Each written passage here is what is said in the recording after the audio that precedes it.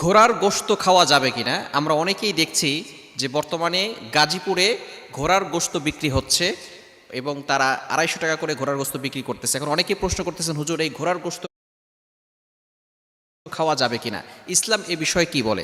নবীজি সাল্লাল্লাহু আলাইহি সাল্লাম প্রাথমিক পর্যায়ে ঘোড়ার গোশতকে নিষেধ করেছেন। সুনানে নাসাই এবং আবু দাউদ শরীফের ভিতরে রয়েছে, নবীজি সাল্লাল্লাহু আলাইহি সাল্লাম নিষেধ করেছেন। এবং ঘোড়া যেহেতু জিহাদের কাজে ব্যবহৃত হয় এবং তার একটা সম্মান রয়েছে, এজন্য ঘোড়ার গোশত খেতে নবী সাল্লাল্লাহু আলাইহি সাল্লাম প্রাথমিক পর্যায়ে নিষেধ করেছিলেন। পরবর্তী সময় আবার খয়বার যুদ্ধের সময় গাধার গোশত খেতে নিষেধ করেছেন এবং ঘোড়ার গোশত খেতে নবী সাল্লাল্লাহু আলাইহি সাল্লাম অনুমতি দিয়েছিলেন। তবে এখন যেহেতু ঘোড়া সম্মানিত একটি প্রাণী এবং এটা জিহাদের কাজে ব্যবহার হয়, এজন্য এটা না খাওয়াটাই উত্তম।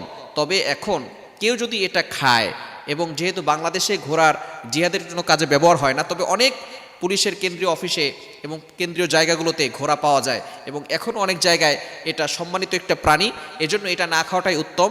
ইমাম আবু হানিফা রহমতুল্লাহ আলাইহি এই বিষয়ে ফিকের কিতাবের ভিতরে লিখেছেন, যদি কেউ ঘোড়া খেতে চায় তাহলে এটা মাকরুহে তানজিহি হবে, অর্থাৎ হারামের কাছাকাছি হবে, মাকরুহে তানজিহির সাথে সেই ঘোড়া খেতে পারবে, কোনো সমস্যা নাই।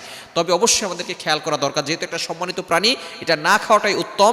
এবং আমরা সবসময় প্রত্যেকটা জিনিস হালাল খাওয়ার চেষ্টা করব এবং হালাল অন্বেষণ করার চেষ্টা করব, হালাল রিজিকের ব্যবস্থা করার জন্য আল্লাহর কাছে দোয়া করব।